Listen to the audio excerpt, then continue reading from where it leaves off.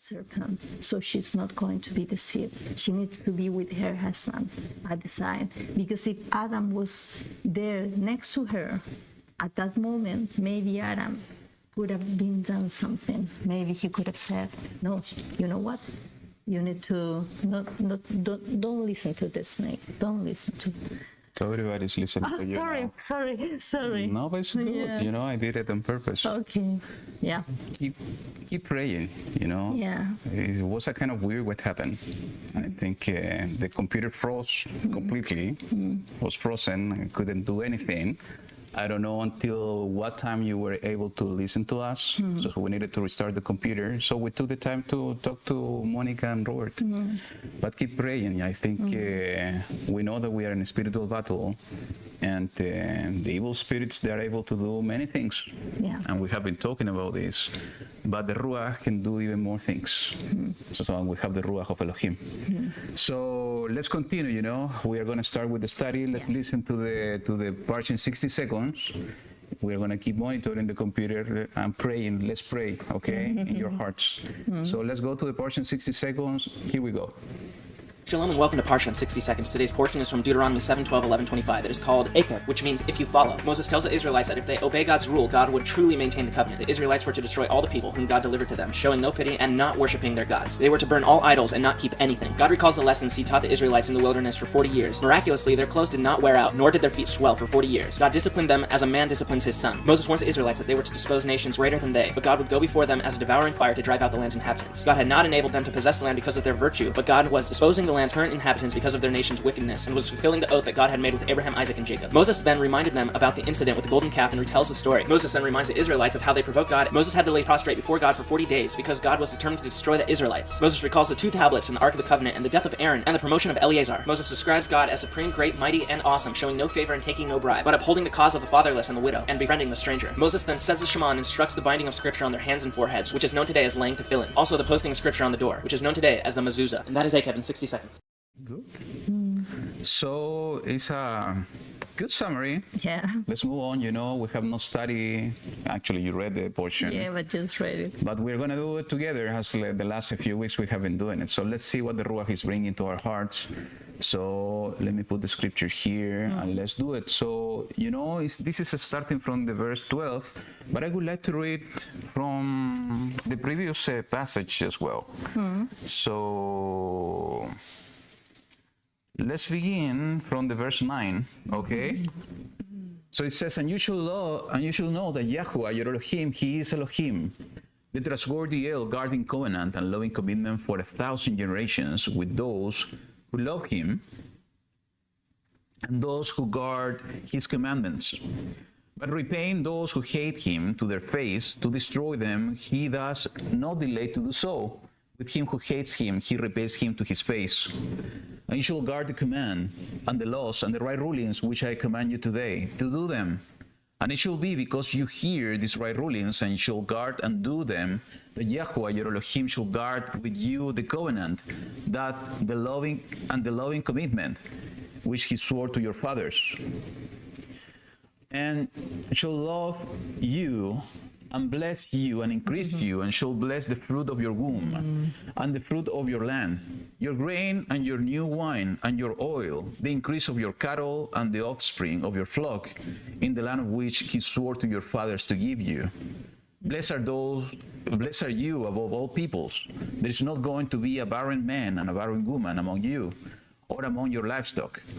YaHuWaH shall turn away from you all sickness and put on you none of the evil diseases of Mizraim, which you have known, but he shall put them on all those who hate you. And you shall consume all the peoples whom YaHuWaH your Elohim is delivering over to you.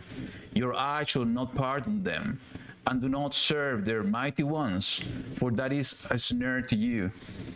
When you say in your heart, these nations are greater than I am unable to drive them out. Do not be afraid of them. Remember well what YaHuWaH your Elohim did to Pharaoh and to all Mizraim, the great trials which your eyes saw, and the signs and the wonders, the strong hand and the stretched arm by which YaHuWaH your Elohim brought you out. YaHuWaH your Elohim does so to all the peoples of whom you are afraid. And YaHuWaH your Elohim also sends the hornet among them until those who are left, who hide themselves from you, are destroyed. And that's beautiful, you know. They're going to be afraid of us. At some point, yeah. That was exactly what happened to Israel. They were so afraid, the Amorites, everyone that was living in the land, in the promised land, when they heard the report of what YaHuWaH was doing with Israel, what YaHuWaH did in Egypt, that they were so afraid. Yeah, because they knew that YaHuWaH was with them. So they have like this extra power. And that is exactly what's going to happen in this time. You know, maybe we can feel this fear, what's happening in the world, but this is the promise of YaHuWaH, that the world is going to be afraid of the people of YaHuWaH because he's going to manifest himself in a powerful way through his people. And you know what is in the next chapter? The next verse is so beautiful because it's so connected to what we have been studying. Do not be afraid of them, for YaHuWaH your Elohim, the great and awesome El, is in your Ekev. In your, it's in your. It's in your midst. It's in your entrails. So we are not going to be afraid of them because he is going to dwell inside us. And that's the only way that we are not going to be afraid, because he is with us and we are going to be able to do mighty things.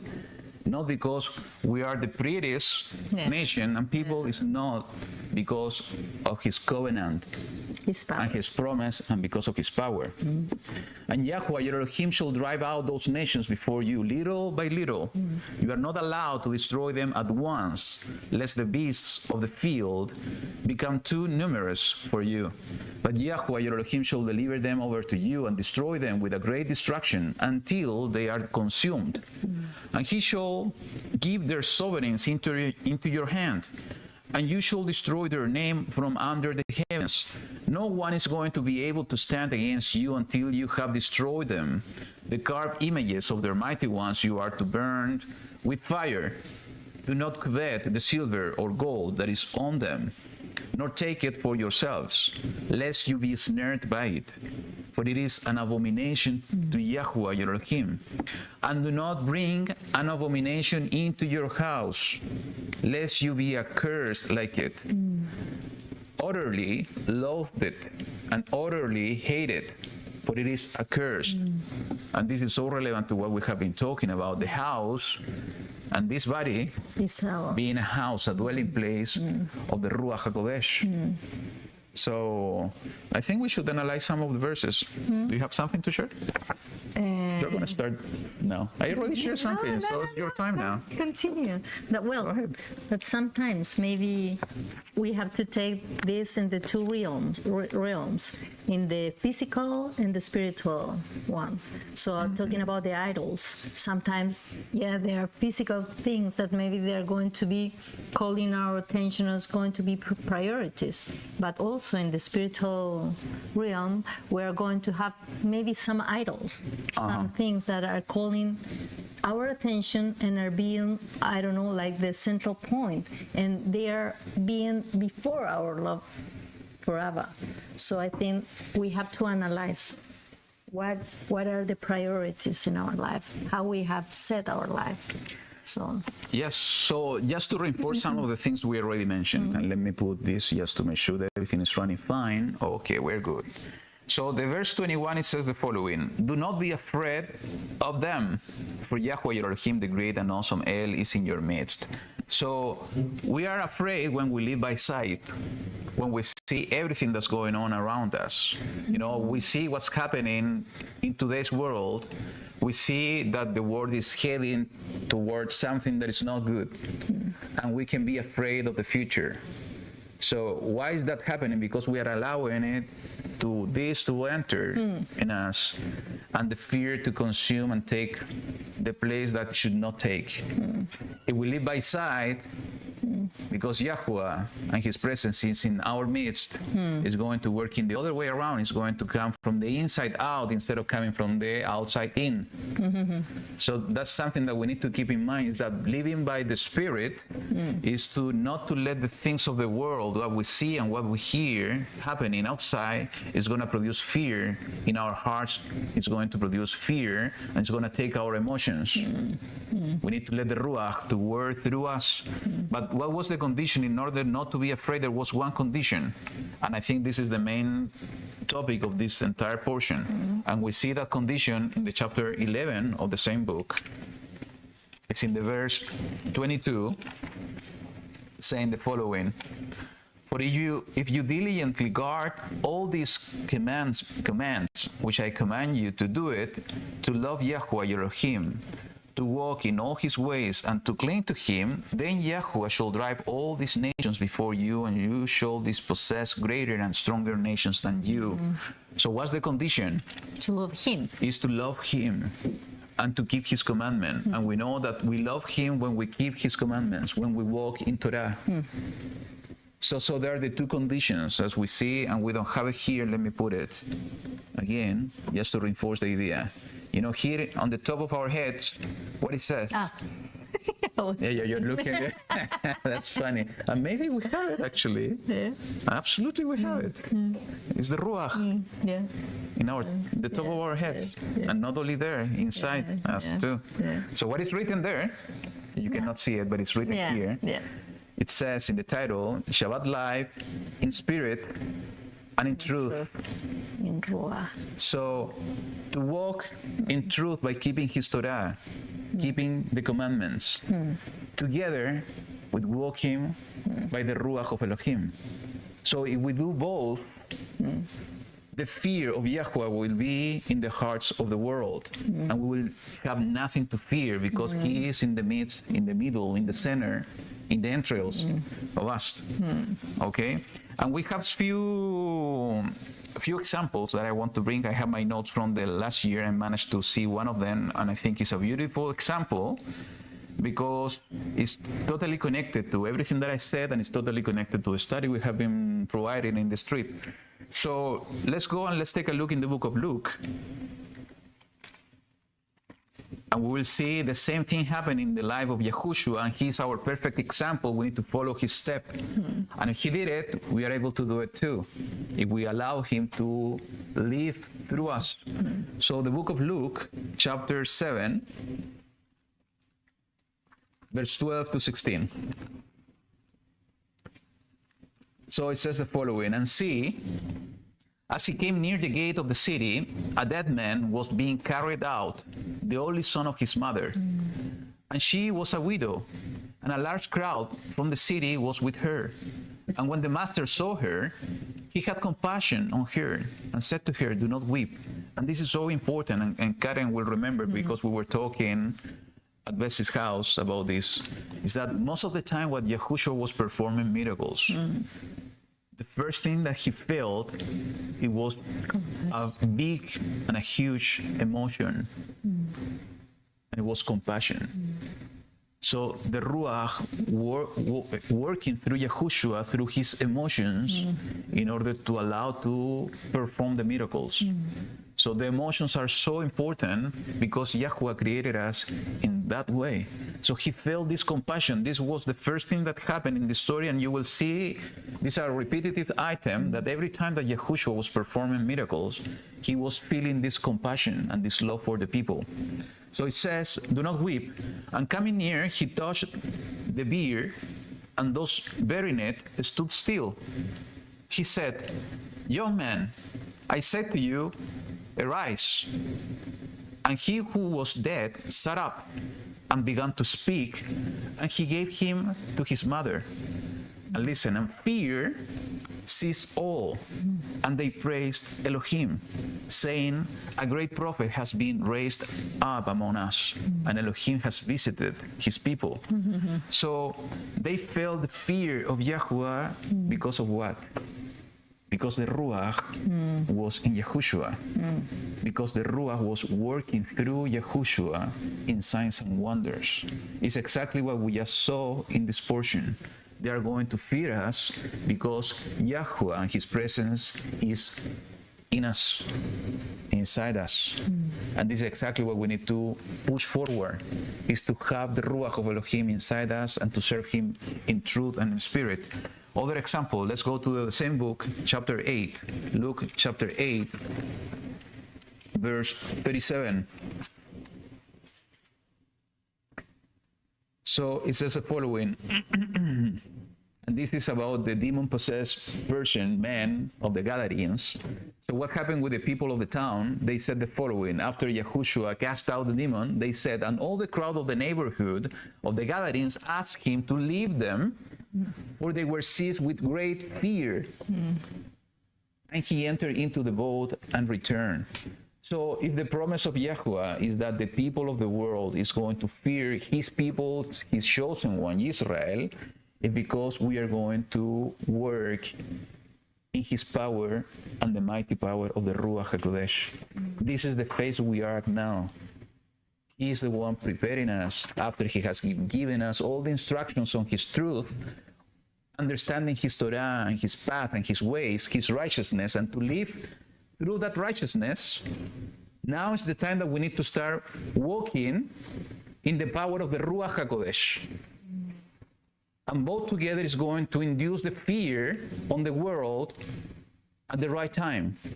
And I think that time is coming soon. And that's why we need to push forward, seeking the face of YaHuWaH and asking for the fullness of the Ruach HaKodesh.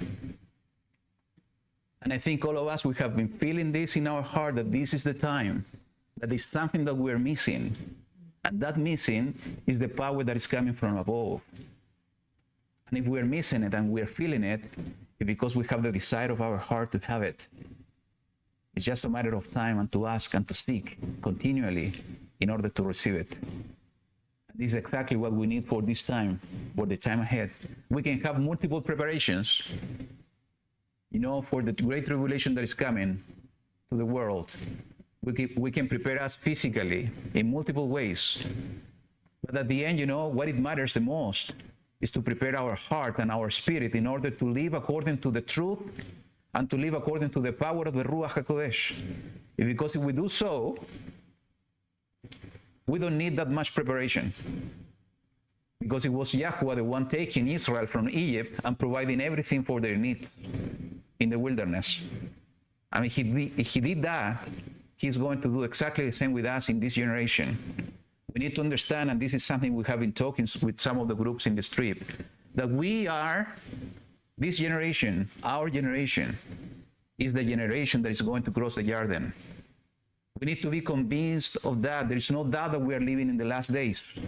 We need to be convinced that we are that generation, in the same way that the second generation of Israel, those baby boys that were supposed to be consumed and killed by the Amorites and the giants, that was the thought of the first generation. They were the ones being righteous and being able to cross the Jordan. We are like them. We are the generation that is going to cross the Jordan. And YaHuWaH has seen something in you and me, in all of us, something special.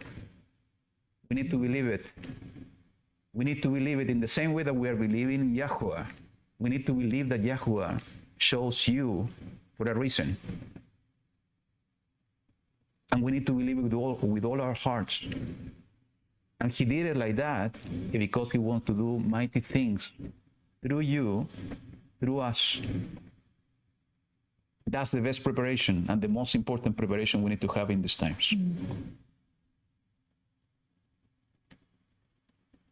Your turn.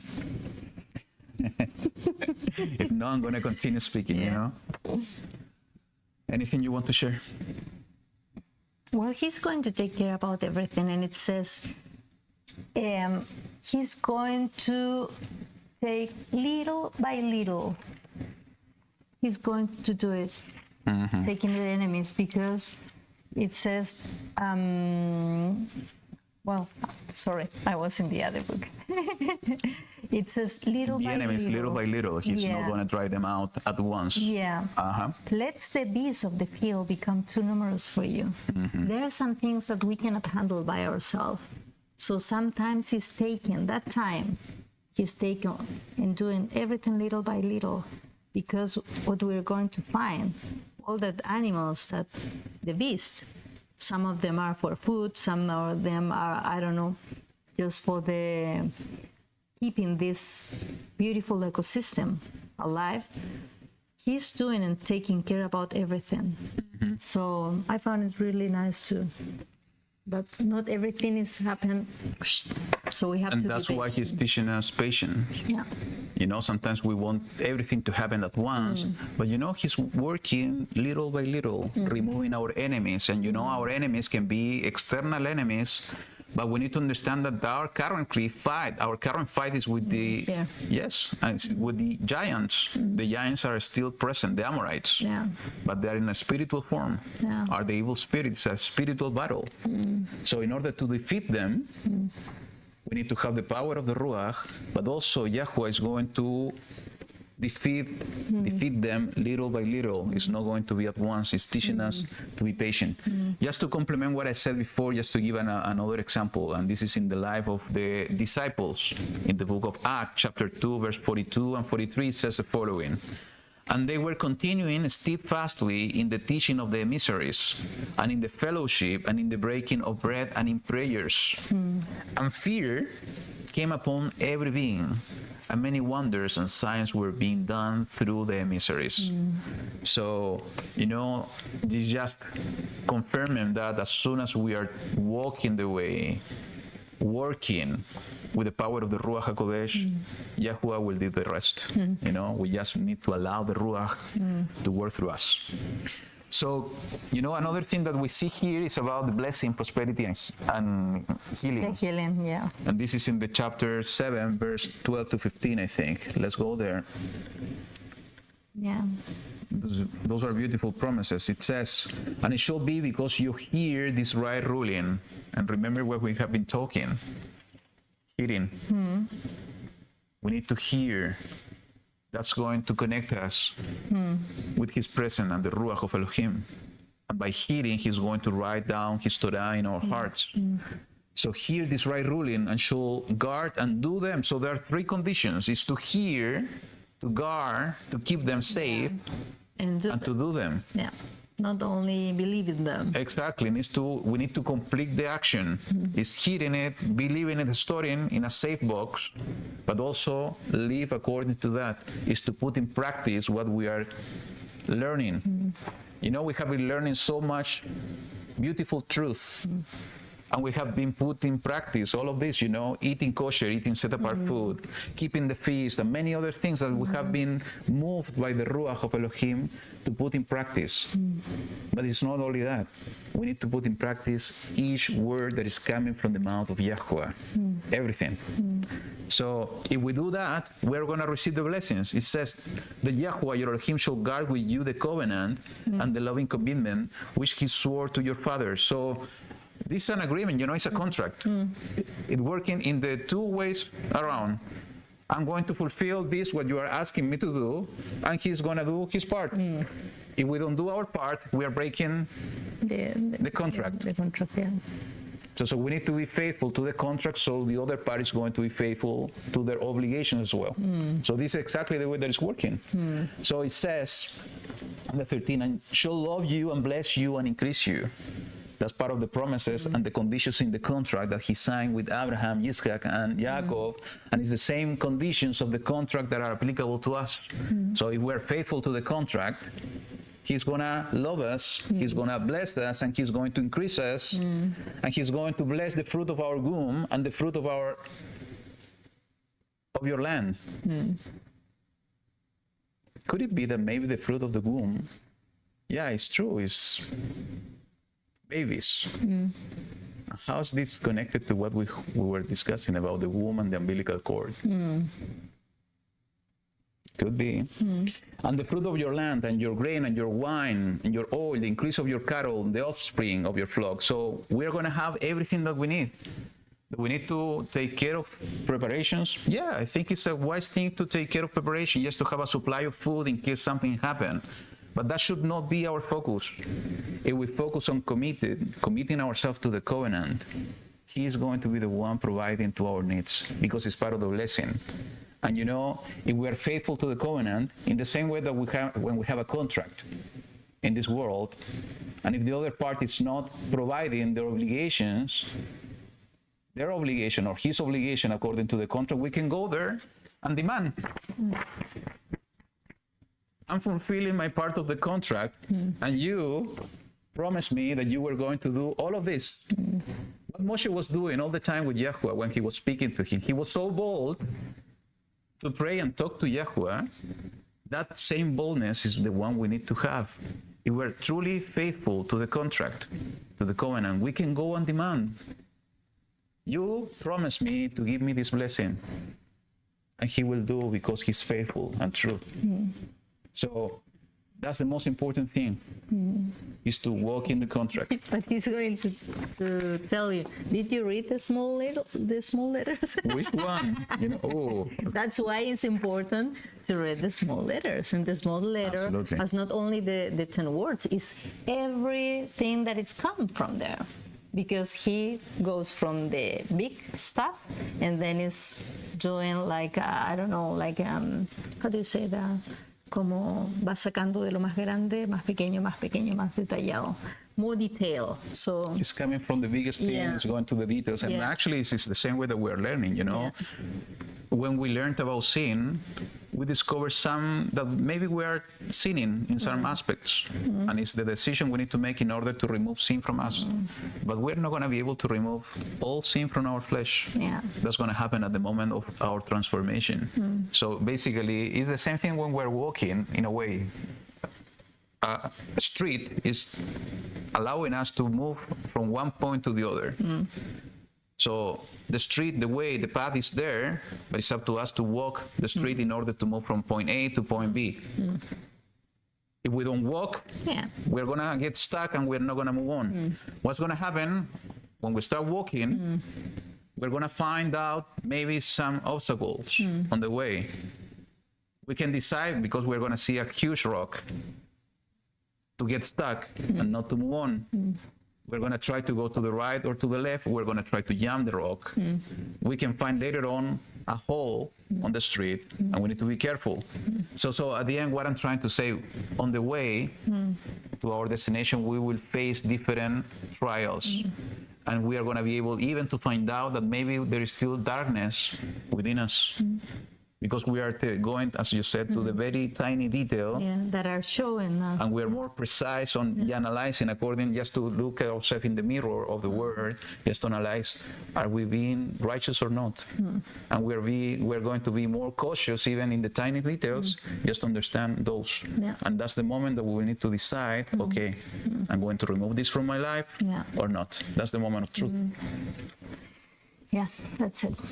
And so, just to finish the blessing, says the verse 15, and YaHuWaH shall turn away from you all sickness and put on you none of the evil diseases of Mizraim. So, blessing all over the board, in provisions of food, in provisions of healing, in provision of protection. So I think, the contract we signed with YaHuWaH, actually the contract Abraham signed with him, was a pretty good contract. Yeah. So we just need to believe that the contract is applicable to us. And as I said, there's no bad thing to go and pray to YaHuWaH, to demand, obviously, in the right way, to get those promises. Yeah, and if we think that maybe we're okay and we deserve something and maybe we're not getting, he says, come to me, let's talk together, analyze the problem, and then maybe he's going to let us know what is the issue. Because sometimes we can think that we are doing everything perfect and maybe we're not doing it. So I think that's something very good. Yeah. He's going to allow us. Yeah. To Absolutely. Yeah.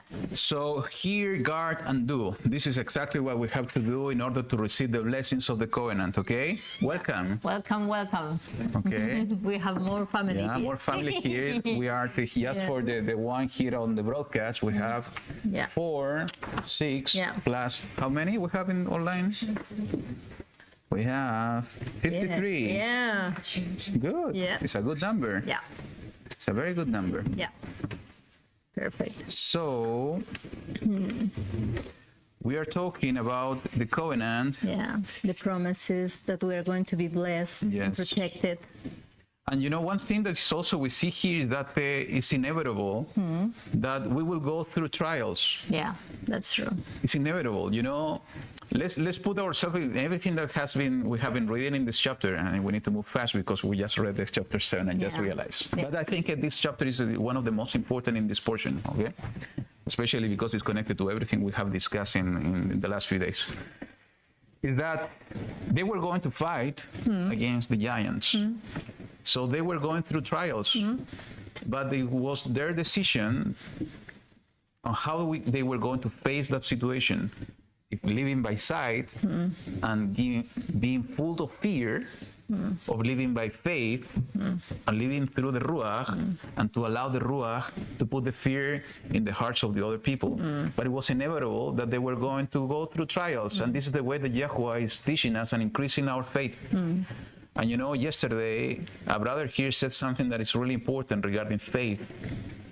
Faith, more than having a little or much, the most important thing with faith is that we need to keep it running longer.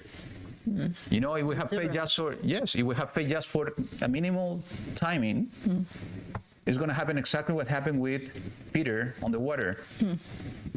He was unable to hold that faith for a longer period of time. And that's why he started to sink on the water. If we're able to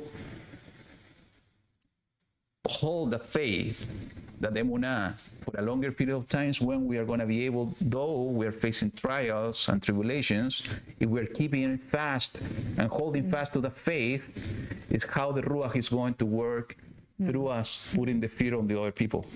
But we need to understand that, we will go through trials. It's going to be our decision how we're going to face those trials. Yeah. Letting from the outside in or from the inside out. Okay? And now in the next chapter, we are going to have why we have the trials, because Okay. there is something really nice there. So the last thing that I want to touch base here is that is what is said in the verse 26. I just realized I didn't put the scripture. So there we have. So 7:26, it said the following: "And do not bring an abomination into your house, lest you be accursed like it. Utterly loathed and utterly hated, for it is accursed." And yesterday with Nancy, we were talking about this, about the images, about the carved images. It doesn't say exactly here, but actually, Debbie was remembering this week is something that I said a few years ago about having carved images in our homes. And this is something that we need to be compelled. It's not because somebody's saying, it's not because I'm saying it, is something that you need to feel in your heart. If you feel that the Ruach is moving you to remove some stuff from your houses, you have to do it. What I mentioned back then, I think I didn't mention it last night when we were talking about this, an experience by my dad told me, casting out demons. They were going to cast a demon out of a person, and they were not able even to hold a person with 5 men because he was so strong. And the demon was speaking through the person. And there was a dolphin, a crystal dolphin, 3-dimensional figure inside the house. And when the demon was shouting and speaking through the person, the demon asked to go to the dolphin. In a similar way that we see in the scripture with the Gadarene, that the demons, the legion, was asking to go to the pigs. He wanted to go to the 3-dimensional figure. And the demon went out, and the person was released. Okay? And my dad told me is that he took the dolphin, the crystal dolphin, and went to the backyard. He took a big hammer and tried to crush the dolphin. And he couldn't do it. And so a lot of a spark appeared and it was crystal. Okay? And the second thing, he tried again, and he was able to destroy it. So what's the point? Those things are bringing evil spirits. So I do believe that's why YaHuWaH, when he's instructing us that we should not put images in volume form, is because demons are able to go in. And actually, if I'm not wrong, he was asking the mother of this person about this figure. And I think the story was that this man saw this figure in a flea market. He bought the figure and he brought it home. And after he did that, he started to have this episode with the evil spirit. So that's why, when I saw it and when I learned this in the past, I was a kid. It was fascinating to me, all these stories from the spiritual point of view, but I never connected it with the word. And when I started to walk in Torah, and I came to this passage and understand that YaHuWaH was teaching us and pushing us, don't bring an abomination to your houses. Don't put a carved image, because it's an abomination to me. He's so lovely and so compassionate that maybe he's not giving us the reason straightforward, but he's doing it in order to be for our protection, not to allow evil spirits to go to our places, our houses, but thinking about this house, this dwelling place. And that's why what you were saying, Nancy, maybe could be relevant. Images. And we have been talking that we are allowing sometimes images, maybe our television, that are going through our eyes, and they're going directly to our mind, the set of our place. It's contaminating us. And maybe this is opening the door for evil spirits to try to attack us. I'm not saying that maybe we're going to be demon-possessed. It could be, it could not be. But just the points that we are allowing those things to go in, we are opening the door to lose a little bit of protection and to receive this attack from evil spirits. So this is something you need to pray about it. Cleansing our house here is so important, but it's also important to cleanse our physical dwelling places. In a few days ago, we were talking about a similar thing with Shirion, Dennis, and Debbie, and Annie, about the frequencies.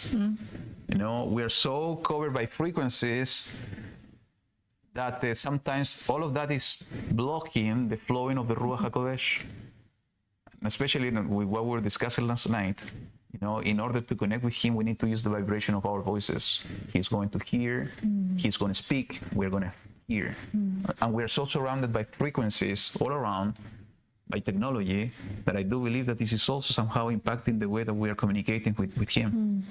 So, does it mean that we need to cleanse our house of these frequencies? Maybe. In the same way, it's applicable for everything. We need to, if we are analyzing ourselves, looking for any tiny piece of darkness or sin, and as soon as we discover sin and we are removing it, we need to do exactly in our physical dwelling places. Just to allow the Ruach and the cloud that we were talking last night to dwell here. Okay? Let's move on to chapter 8. Okay. And this one you are going to talk, because if not, I'm going to keep talking for 5 hours here. I'm going to read.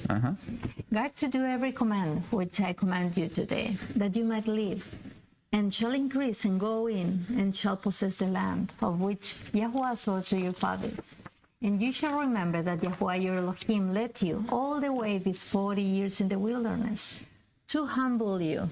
That, I think, the number one. Prove you to know what is in your heart, whether you guard His commands or not. I think that's the reason of the trials. Is to be humble. And prove you. And He wants to know what is in our hearts, if we are going to be obedient or not, if we are going to do what He's teaching us or not. And He humbled you and let you suffer hunger, and fed you with manna, which you did not know, nor did your father know, to make you know that man does not live by bread alone. We were reading this. Yeah. But by every word that comes from the mouth of YaHuWaH. Your garment did not wear out on you, nor did your foot swell these 40 years. Thus you shall know in your heart that as a man disciplines his son, so YaHuWaH your Elohim disciplines you. I don't know that. Therefore you shall guard the commands of YaHuWaH your Elohim, to walk in his ways and to fear him. For YaHuWaH your Elohim is bringing you into a good land, a land of streams of water, of fountains and of springs that flow out of valleys and hills. Wow, if we can analyze this land, this field is absolutely a direct connection with the fountains of living water that is going to burst from the inside. So it's the same pattern in this dwelling place, in the dwelling place of the world, the earth. So if you can move that. A land of wheat and barley, of vines and fig trees and pomegranates, a land of olive oil and honey, a land in which you eat bread without scarcity, in which you do not lack at all, a land whose stones are iron and out of whose hills you dig copper. And you shall eat and be satisfied, and shall bless YaHuWaH your Elohim for the good land which he has given you. Be on guard, lest you forget YaHuWaH your Elohim by not guarding his commands and his right rulings and his laws which I command you today. Lest you eat and shall be satisfied, and build lovely houses and shall dwell in them, and your herds and your flock increase, and your silver and your gold are increased, and all that you have is increased, that your heart then becomes lifted up, and you forget YaHuWaH your Elohim, who brought you out of the land of Mizraim, from the house of bondage, who led you through that great and awesome wilderness, fiery serpents and scorpions and thirst, where there was no water, who brought water for you out of the flinty rock. Who fed you in the wilderness with manna, which your fathers did not know, in order to humble you and to try you to do good in the end. You then shall say in your heart, my power and the strength of my hand have made for me this wealth. But you shall remember YaHuWaH your Elohim, for it is he who gives you power to get wealth, in order to establish his covenant, which he swore to your fathers, as it is today. And it shall be, if you by any means forget YaHuWaH your Elohim, and follow other mighty ones, and serve them, and bow yourself to them, I have warned you this day that you shall certainly perish. Like the nations which YaHuWaH is destroying before you, so you are to perish, because you did not obey the voice of YaHuWaH your Elohim. So how we forget YaHuWaH? Following other idols, putting our focus in some other places, and also thinking that the things that we have is because our own strength. And also what is written in the verse 11. Be on guard lest you forget YaHuWaH your Elohim by not guarding his commands and his right ruling and his laws which I command you today. So if we decide to go astray to a different path by not keeping the covenant, basically we're forgetting him. If we put our focus in the things of the world, in the idols, and we can talk about many types of idols in this world today, we are forgetting him. If we are in a relationship, and we are. Are you sure? I don't know. Okay. And I put my focus in my work, all in my work. I'm gonna forget you. So the work is, and you're going to be sad. So my work is going to be a kind of an idol. It's where my heart is, and we were talking about this last night. Where your treasure is where your heart will be. But if my focus will be in you, I'm not going to forget you. And this is exactly what YaHuWaH is teaching us. Keep my commandments, what I'm teaching you, in order to have a relationship with me. Don't put your focus in this stuff. Put the focus on me. You know, seek first the kingdom of YaHuWaH and his righteousness, and all the rest will come later.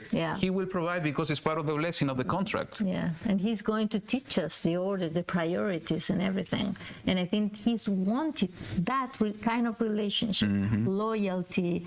I don't know, being careful about how we approach to him. That if we want to be near to him, So he's so lovely that, he is asking, please don't forget me. Yeah.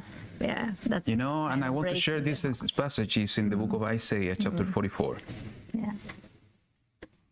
And it's in the verse 21.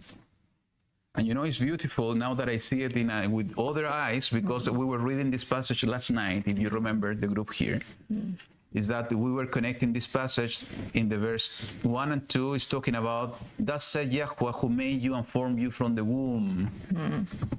Do not fear, Yaakov. We have been talking in this portion about fear. We should not fear what we see with our eyes, because he was the one forming us in the womb, and we know what's the connection with the womb now, and the umbilical cord, and the Ruach of Elohim. It says, do not fear, O Yaakov, my servant, and Yeshurun, whom I have chosen. For I pour water on the thirsty and floods on the dry ground. I pour my spirit on your seed. So everything is connected to, having the Ruach HaKodesh. And in this beautiful chapter, he's saying in the verse 21 the following: remember these matters, O Yaakov and Israel, for you are my servant. What's the duty of a servant? We talked about this last trip. Is to till the ground, is to sow the seed, is to prepare the ground in order to bring the seed of the kingdom of YaHuWaH into this world in preparation for the upcoming return of Yahushua HaMashiach. So we are his servant. So remember this matter of Yaakov and Israel, for you are my servant. I have formed you in the womb with the Ruach. You are my servant, O Israel. Do not forget me. Wow. Do not forget me. I am your creator. I should be your focus. It's true, in the day-to-day, we're going to be focusing multiple things. That's inevitable. But our heart should be always focused in him, not to forget him, by keeping his commandment, but remembering that he is the most important thing to us. Chapter 9? Yes? Yeah. Okay, my turn. Your turn. You're always giving me the longer one. Yeah, because Okay. you love to read. So let's do it. It says it's something in verse 1. Hear, O Israel, you are passing over the Jordan today to go into these possessed nations greater and stronger than yourself. Cities great and walled up to the heavens. It's impossible not to feel something in the heart when we read these things. And when we read it in such a way like YaHuWaH is speaking to us. As I said when I was praying, we need to realize that we are the generation that is going to cross the Jordan. If we are living in the last days, because we, the cold ones in this generation, are the ones that are going to cross the Jordan. So these words that are written over here is like he talking to us in this generation. This is the way that we should read it. So let me read it again. Hear, O Israel. He's speaking to us. Hear, O Israel, you are passing over the Jordan today to go into these possessed nations greater and stronger than yourself. Cities great and walled up to the heavens. We are the least of the people. There's so much rich people on the world. They have much more power than we have, but they lack something. And that something is the power of YaHuWaH through his Ruach. And connected to everything that we were talking in the chapter 7, we should not be afraid of them, what they're planning to do to the society of today.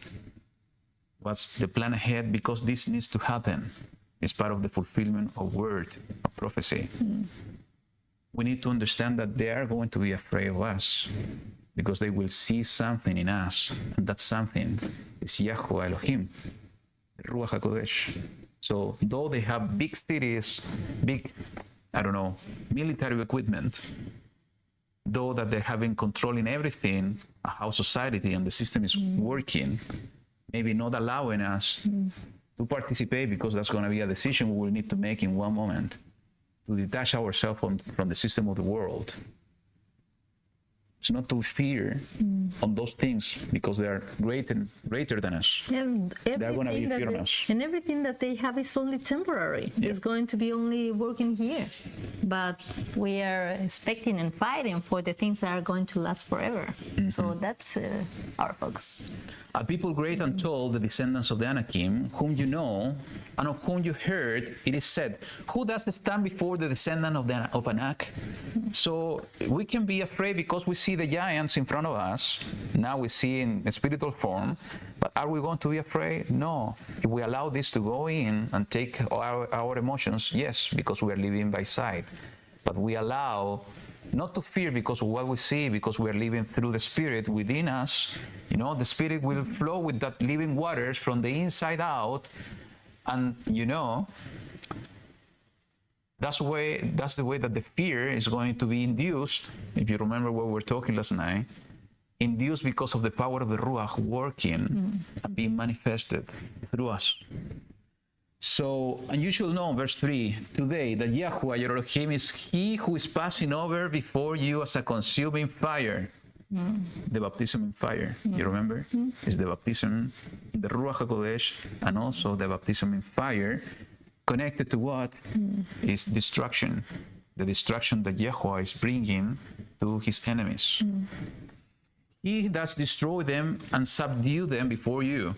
So you shall dispossess them and destroy them quickly, as YaHuWaH has said to you. And this is interesting, you know, because in the previous passage he said, you are not allowed to destroy them at once.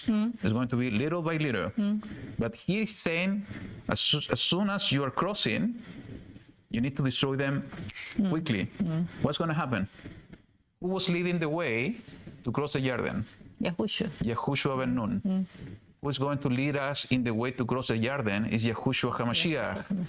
And you know it is written in the book of Revelation that He's coming with the sword and He's coming with fire to destroy His enemies. So maybe now we are in this battle that we are not able to destroy the enemies at once. We are doing it little by little. But when He arrives, when He's arriving, crossing the Jordan, He will destroy them like this. And that's a beautiful picture. It's the hope that we have in our heart. You know, though that is difficult at this point, and we need to endure until the end, we know that the end is going to be like this. We need to wait for the captain of the team. So absolutely. So verse 4, do not think in your heart, the thought in the heart, you know, we can have wicked treasures or good treasures, and the heart is going to overflow with what we have inside us. And our mouth is going to speak from the overflow of our heart. After YaHuWaH, your Elohim, has driven them out before you, saying, because of my righteousness, YaHuWaH has brought me into possess this land. I'm so good, you know, I did it. He didn't do it. It was me, because of me. Because I'm a good. Yeah. But it is because of the wrong of these nations that YaHuWaH is driven them out from before you. So He's doing it with them because they doing something wrong. He can do it as well with us. If we're not keeping His ways and we are being wrong in the way. It is not because of your righteousness for the uprightness of your heart that you go in to dispossess their land, but because of the wrong of these nations that YaHuWaH, your Elohim, drives them out from before you, in order to establish the word which YaHuWaH swore to your fathers, to Abraham, to Yitzchak, and to Yaakov. And you shall know that YaHuWaH, your Elohim, is not giving you this good land to possess because of your righteousness, for you are a stiff-necked people, and sometimes we are, right? What it matters is that we need to recognize that we are stiff-necked sometimes, and we need to repent. And that was the mistake of the first generation. They were stiff-necked until the end, and it was a matter of timing, actually, because they were repenting themselves. But it was too late when the door was closed. And when you're stiff-necked, if they're trying to guide you like this, no, what is going to happen that you are like this all the time, that you're going to have a lot of pain in you. Yes. And you can cause a lot of pain in all your body because you are struggling with that. But if you are a person that is, allowing them to guide you, He's like guiding you with a lot of love. So absolutely. So it's going to depend on us. Yeah. That's why we need to deny ourselves. So He's the one guiding us. You know, we have a yoke between Mashiach and us. Yeah. in our neck. Yeah, and So we're stiff-necked. We will try to go to this side And when he- Yahushua is walking straight forward. So if we're an evilly yoke, we'll try to do our will. And what could happen is that the yoke can be broken. Yeah. Or it could even cause a lot of wounds on the animal. Absolutely. Yeah. So that's why we need to deny ourselves, and He is going to lead us on the way. He's going to take the hand. He's going to lead us to go straight forward. And he's the only one who knows the way. So So it says in the verse 7, remember, do not forget how you provoked to wrath YaHuWaH your Elohim in the wilderness. From the day that you came out of the land of Mizraim until you came to this place, you have been rebellious and against YaHuWaH. Even in Horeb, you made YaHuWaH wroth, so that YaHuWaH was enraged with you to destroy you. When I went up into the mountain to receive the tablet of stones, the tablet of the covenant, which YaHuWaH made with you, then I stayed on the mountains 40 days and 40 nights. I did not eat bread, nor did I drink water, fasting, allowing the Ruach to work within him. Then YaHuWaH gave me the 2 tablets of stone written with the finger of Elohim, the same finger that he's writing the covenant and the commandments now in this one, in this tablet of stone. Okay? And on them were all the words which YaHuWaH has spoken to you on the mountains from the midst of the fire in the day of the assembly. And it came to be at the end of 40 days and 40 nights that YaHuWaH gave me the 2 tablets of stone, the tablets of the covenant. And you know the dream you had? You saw the cloud and you saw him. But also you saw dark clouds with lightnings and thunders. You remember what happened at the top of Sinai? He manifested himself in the darkness, trembling, the sound of the shofar, with fire.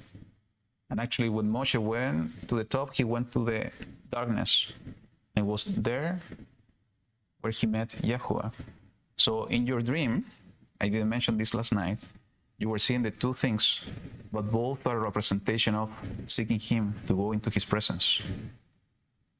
And it's the way that he's showing you how to get into the presence. It could be, seeing him, to put the eyes on him, but also the darkness. Maybe it's not bad. It's somehow in the same way that Moshe was able to see at the top of Sinai, the cloud, the dark cloud, the lightning. We can be afraid. Can you imagine? You see a high mountain full of darkness with fire all over the place. I wouldn't go there. But Moshe was fearful enough, so strong enough in order to go to the top of the mountain because he was believing to go to the presence of YaHuWaH.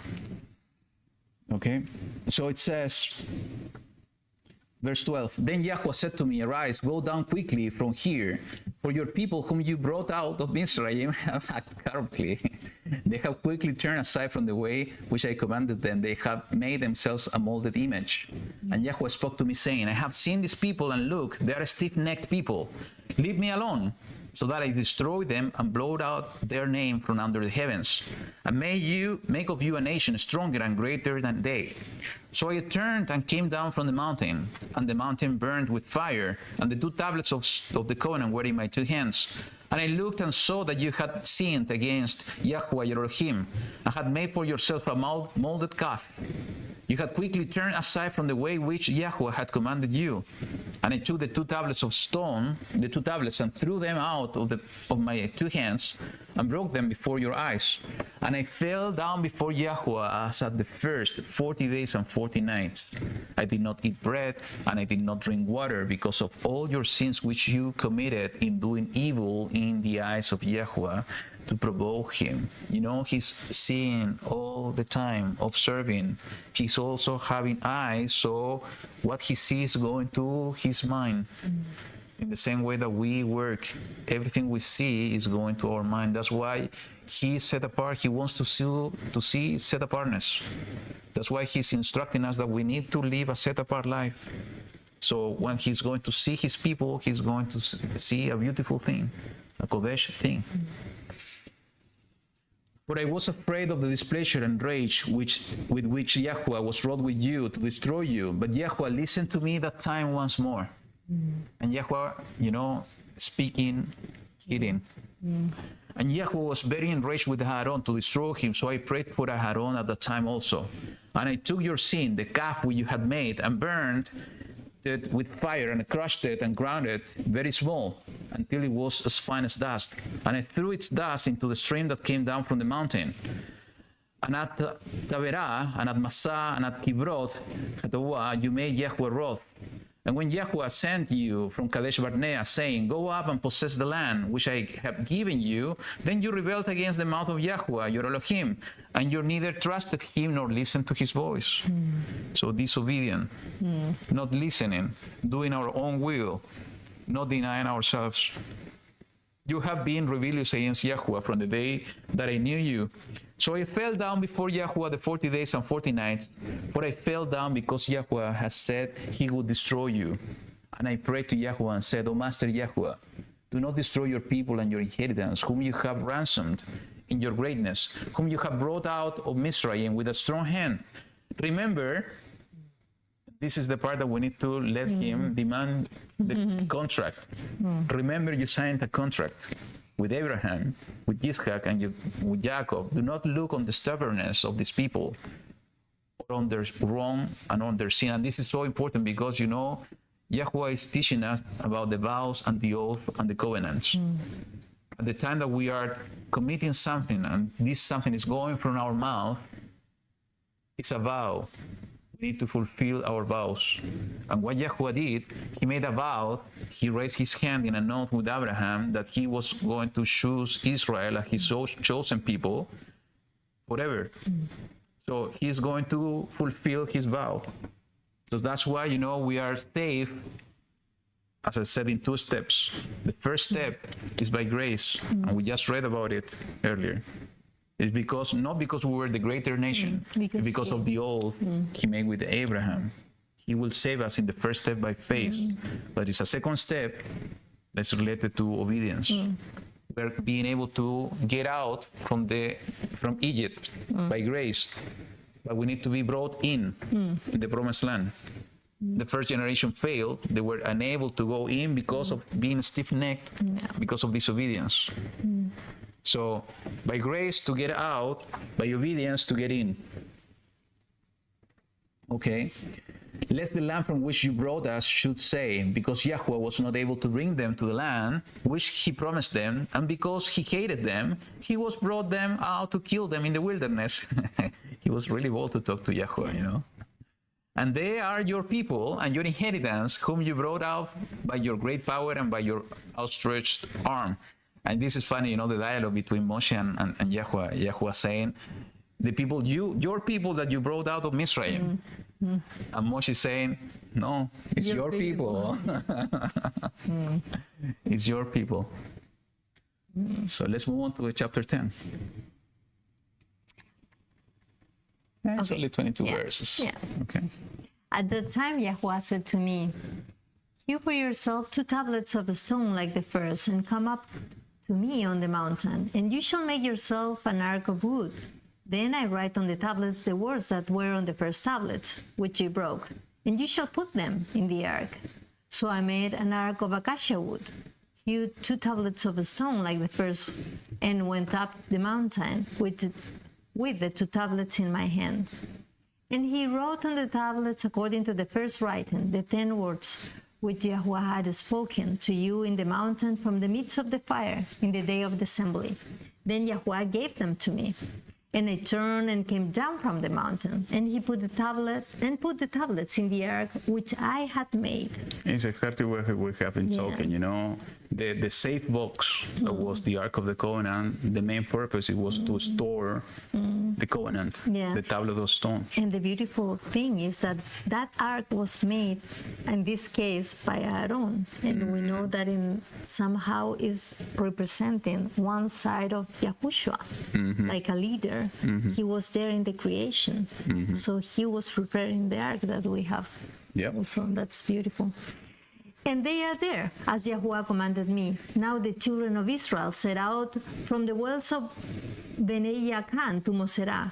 Aaron died there, and he was buried there. And Eleazar, his son, became priest in his place. From there, they set out to Gudogah. and from Godah to Yotbatah, a land of rivers of water.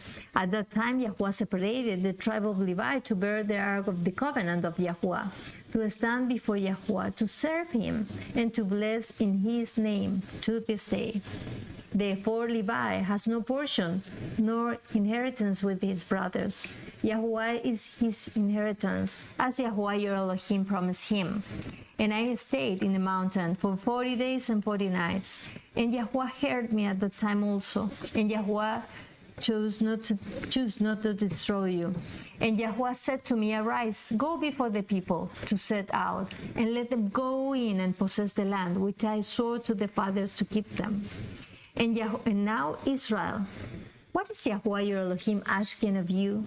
But to fear YaHuWaH your Elohim, to walk in all his way, and to love him, and to serve YaHuWaH your Elohim with all your heart and with all your being. To guard the commands of YaHuWaH and his laws, which I command you today, for your good. So that's the question that we need to ask ourselves on a daily basis. He's saying what he's waiting and he's asking for us is very simple. Is to fear him, to walk in his ways, to love him. How we love him? By keeping his commandment, to serve YaHuWaH. What does it mean to serve? Is to till the ground. Is to work in the garden. Yeah. With all your heart. You know, we cannot do it with our lips only. It needs to be with all our heart, with all the intensity of our being, with meodecha, and to guard the commandments of YaHuWaH and his laws. You know, it's everything all together. Yeah. So that's the important question, how we can answer this. Yeah. And see, the heavens and the heavens of the heavens belong to YaHuWaH your Elohim. Also the earth with all that is in it. YaHuWaH delighted only in your fathers to love them, and he chose their seed after them, you all above all peoples, as it is today. And you shall circumcise the foreskin of your heart and harden your neck no more. So that's connected. So you circumcise the foreskin of your hand, and then your neck is not hardened anymore. So welcome. More people is coming here, you know, it's a big family. Yeah. Welcome. Welcome. Yeah, you can sit around. So circumcision of the heart, this is something really important for those of you that already heard the study that we're sharing. You know what we're talking about, and we're going to talk about this circumcision of the heart later. Okay. For YaHuWaH your Elohim is Elohim of might ones and master of masters, the great El, mighty and awesome, who shows no partiality, nor takes a bribe. He executes right ruling for the fatherless and the widow, and loves the stranger, giving him food and garment. And you shall love the stranger, for you were strangers in the land of Mizraim. Fear YaHuWaH your Elohim, serve him, and cling to him, and swear by his name. He is your praise, and he is your Elohim, who has done for you these great and awesome deeds, which your eyes have seen. Your fathers went down to Mizraim with 70 beings, and now YaHuWaH your Elohim has made you as numerous as the stars of the heaven. It's part of the blessings, you know. It's the fulfillment of the blessing, but it's important, you know, and that's why, as I said before, the repetitive topic of this portion is that we need to follow YaHuWaH, is that we need to keep and guard the covenant. And this is exactly what he's, you know, the desire of his heart, the will of YaHuWaH is that we are faithful to the covenant. Okay, so let's read the chapter 11. It's just 25 verses. It's my turn. Let's do it. And you shall love YaHuWaH your Elohim and guard his charge, even his laws and his right ruling and his commandments always. So you know, when John was writing about what is to love YaHuWaH is to keep his commandment, he was going directly here to the Barim just to make the connection. Is that loving YaHuWaH is to keep his commandment. And YaHuWaH is repeating this topic all over the places here in this portion. And it says always, not only Shabbat, not only in the morning, not only I'm going to love you today, only tomorrow. No, I'm not going to love you tomorrow. No, we need to love him every day. And you shall know today, for it is not your children who have not known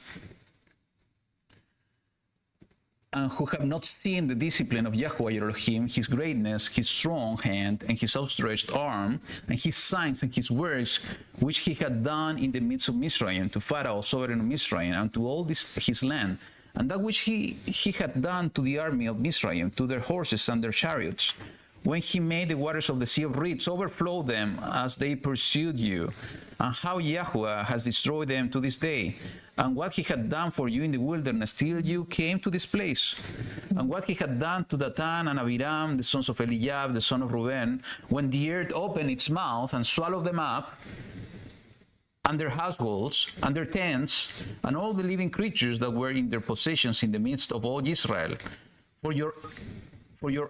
Yours are the eyes that saw all the great work of YaHuWaH which he did. And you shall guard every command which I command you today, so that you are strong and shall go in and shall possess the land which you are passing over to possess. And let me say something here, because what YaHuWaH is doing, by saying this, he's working with the memories. He's making them and pushing them to remember. You remember that we were talking about smelling, connecting to the memories. So what are the memories where we're gonna bring into our minds? If it's going to be the wrong memories, Israel remembering Egypt, how well they were living over there. I want to go back of the memories of remembering what YaHuWaH has been doing for us. And we talked about this, I think it was 2 weeks ago. I don't remember exactly the passage here in the volume. But he was saying that we need to bring to mind the strong hand and the mighty things that YaHuWaH has been doing for us. Yeah. The blessings. The blessings.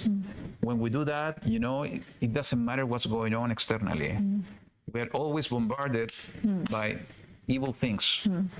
So how we are going to protect ourselves and our mind, our focus of serving him is by bringing to the memories everything that YaHuWaH has been doing for us in the past.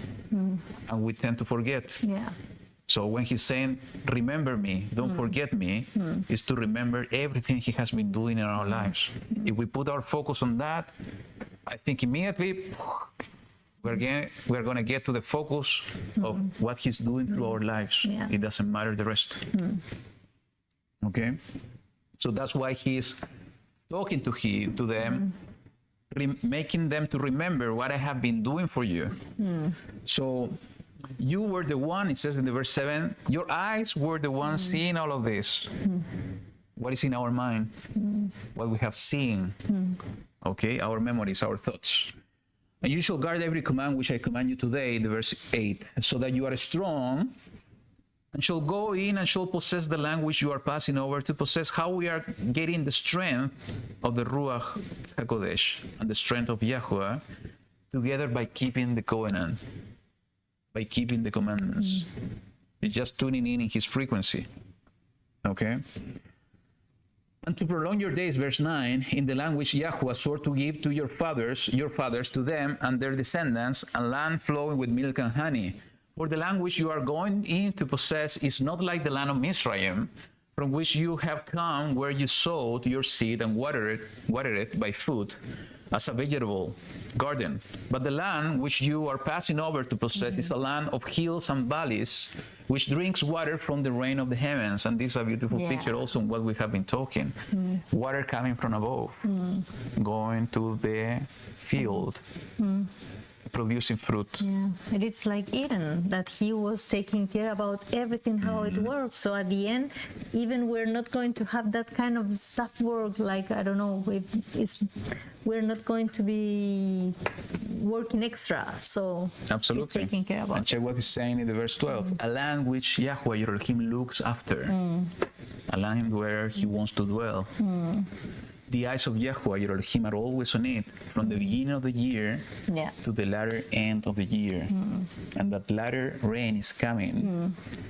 We need to be prepared. And it shall be, the verse 13, that if you diligently obey my commands, which I command you today, to love YaHuWaH, your Elohim, and to serve him with all your heart and with all your being, then I shall give you the rain for your land in its season.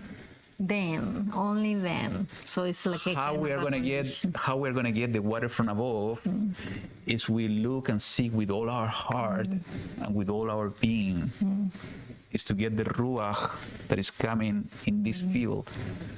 Then I shall give you the rain for your land and its season, and the early rain and the latter rain, and you shall gather in your grain and your new wine and your oil. And I shall give grass in your fields for your livestock, and you shall eat and be satisfied. Guard yourselves, lest your heart be deceived, and you turn aside and serve other mighty ones and bow down to them. So the heart is an important piece of all of this. Our heart can be deceived. Our heart can be overflowed by the treasures that is inside, wicked or good. So the heart, we need to keep an eye on the heart. It needs to be a good heart. It needs to be changed by YaHuWaH. So 17, then this pleasure of YaHuWaH shall burn against you, and he shall shut up the heavens. Wow. And there be no rain. The water from above, not coming to the field. And the land not give its increase, and you shall perish quickly from the good land which YaHuWaH is giving you. And you shall lay up these words of mine in your heart and in your being, and shall bind them as a sign on your hand. And they shall be as frontlets between your eyes. And you shall teach them to your children, speaking of them when you sit in your house, and when you walk by the way, and when you lie down, and when you rise up. And you shall write them on the doorposts of your house and on your gates, so that your days and the days of your children are increased on the soil of which YaHuWaH swore to your fathers to give them, as the day of the heavens on the earth. For if you diligently guard all these commands, which I command you to do it, to love YaHuWaH your Elohim, to walk in all his ways, and to cling to him, then YaHuWaH shall drive out all these nations before you, and you shall dispossess greater and stronger nations than you, every place of which the sole of your foot tread is yours. From the wilderness and Lebanon, from the river Euphrates, even to the western sea in your border. No man shall stand against you. Wow. YaHuWaH your Elohim shall put the dread of you and the fear of you upon all the land where you tread, as he has spoken to you. By doing what? Is by obeying his voice. He's going to give us the latter rain in order to produce the fruit. And what's going to be the end result is that he's going to put the fear of him in the hearts of our enemies. I think this is what's happening, and what he's preparing us in these times is to walk and to live in this way, to believe in all of this. I think he's preparing our hearts for that time, because the time is running out. You know, we are in the last minute. So it's the time that we are living in our own experiences these words. He's going to do it in his land, he's going to do it in the earth, but it's also he's going to do it in this field, in this land, in this body, individually, but also in a collective way in his people Israel, in this generation of his people Israel. So that's from my side. Anything else you want to share? Or maybe you want to say something? You are more than welcome to share something if something is in your heart, okay? You don't need to appear in camera. Yeah. You can be the voice on off if you want to say something. What about you? For me, it called my attention that it's all the time. It's all the time. And sometimes that is our weakness. That sometimes we have one foot here and things from the world is taking our attention, so we don't realize about that transition. So we have to be very careful about that. And like writing here, writing in our hearts and writing them in our hands and having them bind is everything we do, we think. So YaHuWaH should be our everything. So that's beautiful. And sometimes maybe at the beginning it was like people around us was, okay, you're like crazy. All the day you're talking about the same, some things like that. Can you stop by a little moment? But then it's something that he's doing. And we don't have to be afraid about what they're going to think. At the end, when they realize about this, they're going to be doing the same. And when we are everybody together and in the place that he wants for us, I think that we were going to talk, and our daily conversation and our everything is going to be about him and the way that he loves us and how we can show our love for him. So that's it. Beautiful word. So I think we're going to keep it here. It's been a blessing, you know, like every week. to Yeah. be sharing the word of YaHuWaH. Yeah. As I said at the beginning, is filling our heart to do this thing. And I think all of us, when we are connected, even through the chat, we can feel the Ruach connecting us all. And this is the love of Abba that is being produced in the heart.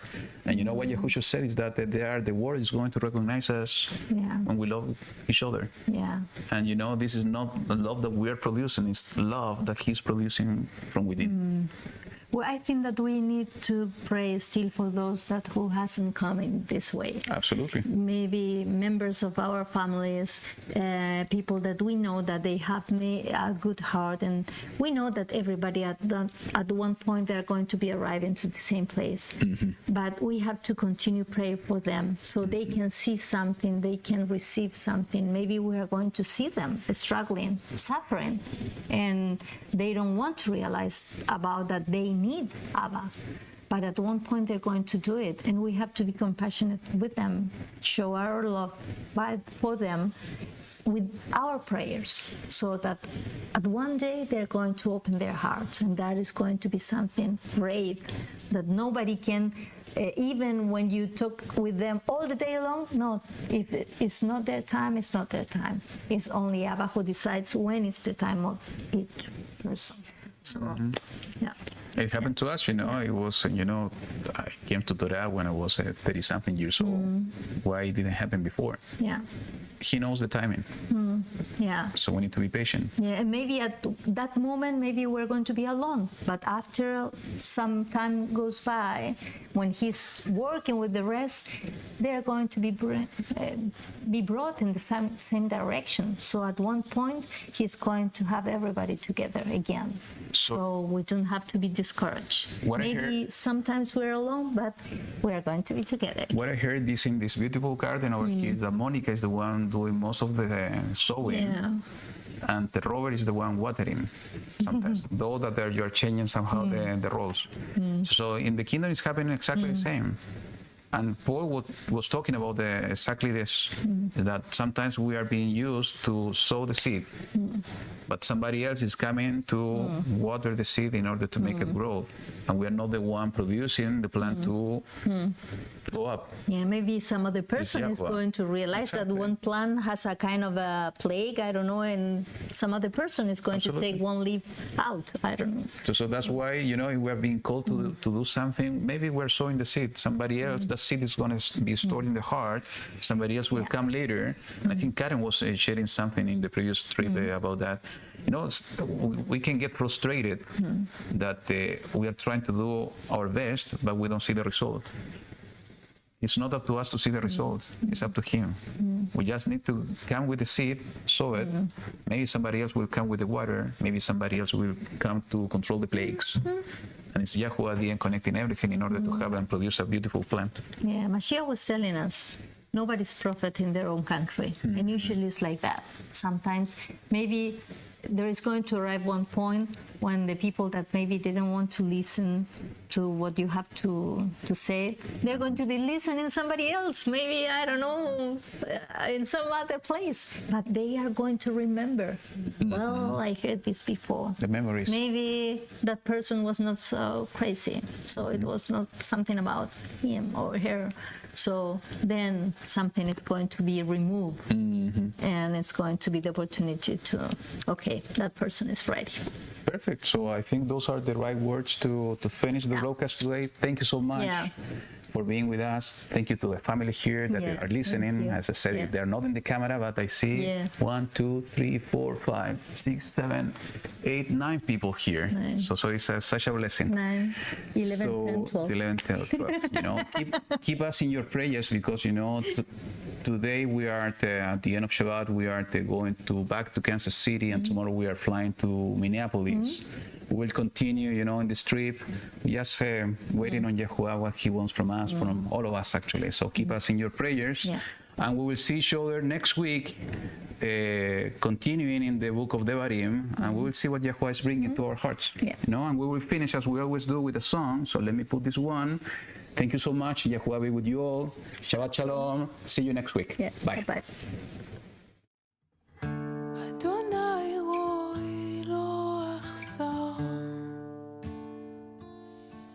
Be not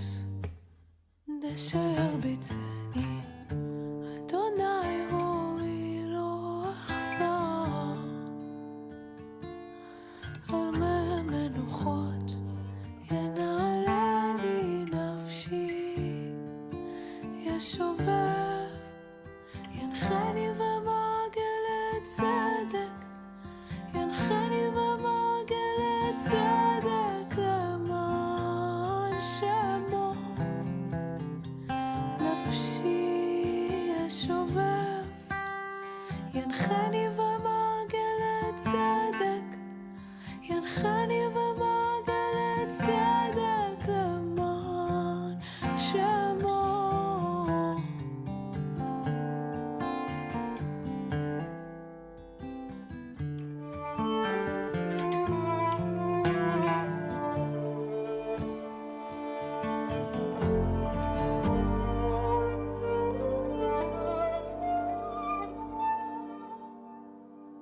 אדוני רואי לא אחסר, בינות בשביצני. אדוני רואי לא אחסר, על מי מנוחות ינעלני נפשי. ישובב ילכני במעגל צדק, ילכני במעגל צדק למען שמו. נפשי ישובב ילכני במעגל צדק, ילכני במעגל צדק למען שמו.